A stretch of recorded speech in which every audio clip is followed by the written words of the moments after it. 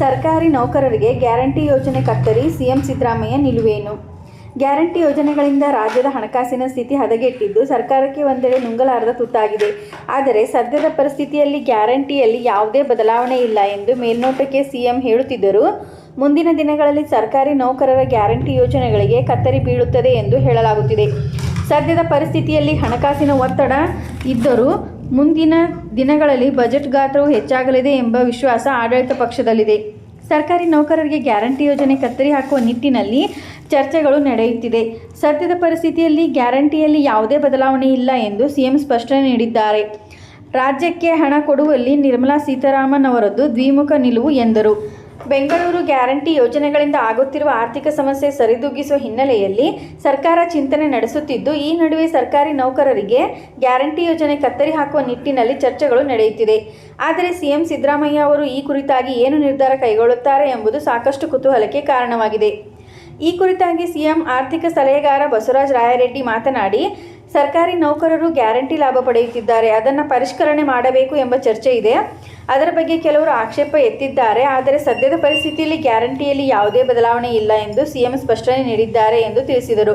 ಆದರೆ ಪರೋಕ್ಷವಾಗಿ ಮುಂದಿನ ದಿನಗಳಲ್ಲಿ ಸರ್ಕಾರಿ ನೌಕರರಿಗೆ ಗ್ಯಾರಂಟಿ ಯೋಜನೆಗಳಿಗೆ ಕತ್ತರಿ ಬೀಳಲಿದೆ ಎಂಬ ಸುಳಿವು ನೀಡಿದ್ದಾರೆ. ಆದರೆ ಸದ್ಯಕ್ಕೆ ಗ್ಯಾರಂಟಿ ಯೋಜನೆಗಳನ್ನು ಪರಿಷ್ಕರಣೆ ವಿಚಾರ ಸರ್ಕಾರದ ಮುಂದೆ ಇಲ್ಲ. ಹಣಕಾಸಿನ ವಿಚಾರವಾಗಿ ಒತ್ತಡ ಇದೆ ನಿಜ.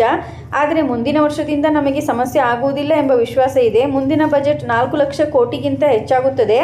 ಗ್ಯಾರಂಟಿ ಬಗ್ಗೆ ನಾವು ವಾರಂಟಿಯನ್ನು ಕೊಡುತ್ತೇವೆ ಎಂದು ಹೇಳಿದರು. ಇನ್ನು ಸಿಎಂ ಸಿದ್ದರಾಮಯ್ಯ ಅವರು ಆರ್ಥಿಕ ಇಲಾಖೆಯ ಅಧಿಕಾರಿಗಳ ಜೊತೆಗೆ ನಡೆಸಿದ ಸಭೆಯಲ್ಲಿ SBI ಮತ್ತು ಪಂಜಾಬ್ ನ್ಯಾಷನಲ್ ಬ್ಯಾಂಕ್ ವಿಚಾರವಾಗಿ ಚರ್ಚೆ ಆಗಿಲ್ಲ. ಈ ನಿಟ್ಟಿನಲ್ಲಿ ಸರ್ಕಾರ ತನ್ನದೇ ನಿರ್ಧಾರ ತೆಗೆದುಕೊಳ್ಳುತ್ತದೆ ಎಂದರು. 16ನೇ ಹಣಕಾಸು ಆಯೋಗದ ಮುಂದಿಡುವ ಬೇಡಿಕೆಯ ಬಗ್ಗೆ ಚರ್ಚೆ. ಆಗಸ್ಟ್ 28, 29 ಹಾಗೂ 30ರಂದು 16ನೇ ಹಣಕಾಸಿನ ಆಯೋಗ ರಾಜ್ಯಕ್ಕೆ ಭೇಟಿ ಕೊಡುತ್ತೆ. ಅದಕ್ಕೆ ಏನೆಲ್ಲ ಮಾಹಿತಿ ನೀಡಬೇಕೆಂಬ ನಿಟ್ಟಿನಲ್ಲಿ ಚರ್ಚೆಯಾಗಿದೆ. ನಮಗೆ 15ನೇ ಹಣಕಾಸು ಯೋಜನೆಯಲ್ಲಿ ಏನೆಲ್ಲ ತೊಂದರೆ ಅನ್ಯಾಯವಾಗಿದೆ ಎಂದು ಚರ್ಚೆಯಾಗಿದೆ. ನಮ್ಮ ರಾಜ್ಯಕ್ಕೆ ಆಗಿರುವ ಅನ್ಯಾಯಗಳ ಬಗ್ಗೆ ವಿವರಣೆ ನೀಡಲು ಇಂದಿನ ಸಭೆಯಲ್ಲಿ ಚರ್ಚಿಸಲಾಗಿದೆ ಎಂದರು.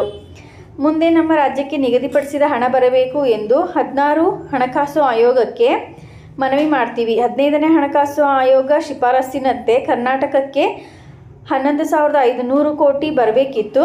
ಆದರೆ ನಿರ್ಮಲಾ ಸೀತಾರಾಮನ್ ಅವರು ಸಂಸತ್ನಲ್ಲಿ ಹಣ ಕೊಟ್ಟಿದ್ದೀವಿ ಅಂತ ಹೇಳಿದ್ದಾರೆ. ಅವರು ವಾಸ್ತವದಲ್ಲಿ ಕೊಟ್ಟಿಲ್ಲ. ನಿರ್ಮಲಾ ಸೀತಾರಾಮನ್ ಅವರದ್ದು ದ್ವಿಮುಖ ನಿಲುವು ಎಂದರು. ಇದೇ ರೀತಿ ಮಾಹಿತಿಗಾಗಿ ನಮ್ಮ ಚಾನಲನ್ನು ಸಬ್ಸ್ಕ್ರೈಬ್ ಆಗಿ ಮತ್ತು ಶೇರ್ ಮಾಡಿ. ಧನ್ಯವಾದಗಳು.